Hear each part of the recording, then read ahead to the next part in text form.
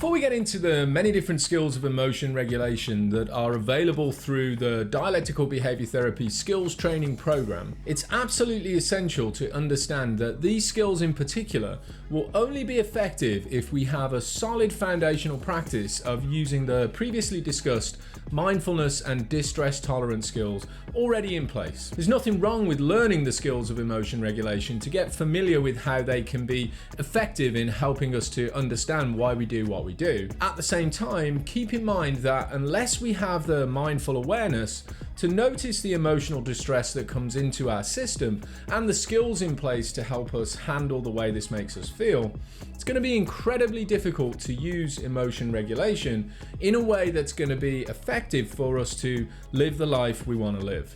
In a dialectical behavior therapy model, emotion regulation is where we start to do the work in changing the rigid connection we have to our stories from the past. It's where we begin to take apart the negative core beliefs that are connected to our unmet childhood needs. These beliefs are driven by the schema we created during the formative years of our life, and it's the emotional impact of these childhood stories that activates the ineffective coping mechanisms that we're now desperately trying to change. When we begin to take apart the impact of our past, it's understandable that the emotions we've been running from, probably for the vast majority of our lives, come flooding to the forefront of our personality system. This will increase the desire to escape from these incredibly uncomfortable feelings. This is why we have to build a solid foundation and be well versed in the use of our distress tolerance skills before we can dig into these difficult emotional experiences. For me, in the work I do with both myself and my clients, this is where I begin to look at things from a schema therapy perspective, as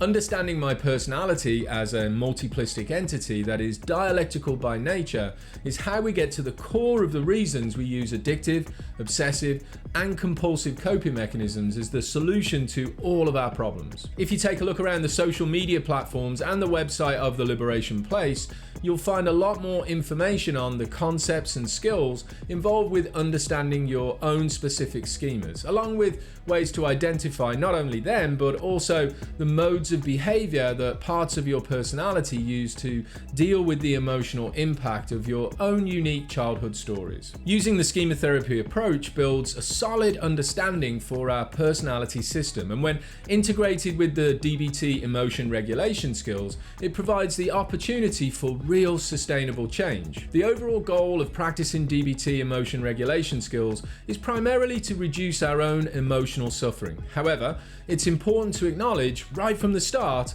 that it's not about removing an unwanted emotion, as this is actually an impossible thing to do. Emotions are a natural and actually a necessary part of the human experience, and it's a fact that some individuals will always be more emotional than others. This is quite simply something that we have to learn, understand, and accept to develop an ability to work with in order to live the life we want to live. As I said before, emotion regulation revolves around our ability to identify the emotional distress that comes into our system by using the mindfulness skills of observe and describe non-judgmentally, along with increasing our knowledge and understanding for what our emotions and the behavioral responses they activate in our system are actually trying to do for us. In other words, what purpose do they serve? In order to reduce the impact of what we call secondary distress, otherwise known as uncomfortable emotional experiences, we have to slowly and deliberately expose the parts of our personality to the primary emotional experience that generates the fear within our personality system. If we do this inside of a non-judgmental and compassionate internal atmosphere, we can begin to achieve a level of emotion regulation that makes living the life we want to live a distinct probability, not just a possibility. This involves taking intentional actions that activate the parts that sit in this fear, so we can learn how to work with thoughts and feelings that come up. In this context, practicing mindfulness for our own emotional responses can be thought of as a form of exposure therapy, teaching the different parts parts of our personality that it's okay for us to feel the way we feel, and at the same time, learning how to remove the behavioral rigidity attached to the uncomfortable emotion and self-soothe in a healthy and effective way. By developing the skills of emotion regulation, we're attempting to build our own internal ability to decrease the frequency at which we're impacted by an emotional experience that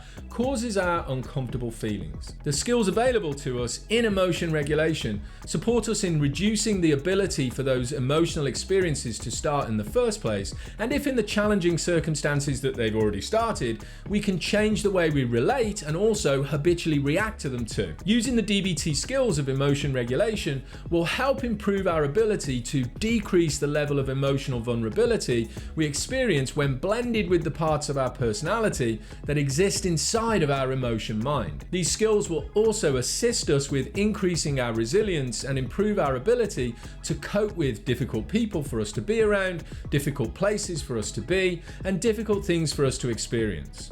In essence, emotion regulation is defined as the ability to control or influence which emotions we're actually having, when we have them, and how we express the emotional experience we're currently going through. From a schema therapy perspective, when we know what stories we're buying into and we can identify the modes of behavior that are present in our system, we can actually use the skills of emotion regulation to help release the burden of responsibility that's being held by very specific parts of our personality to have a particular behavioral response to an emotional experience that's going to shut down the very thing that we're trying to avoid. The specific DBT emotion regulation skills that are taught in this particular module are designed to do this by meeting the following goals.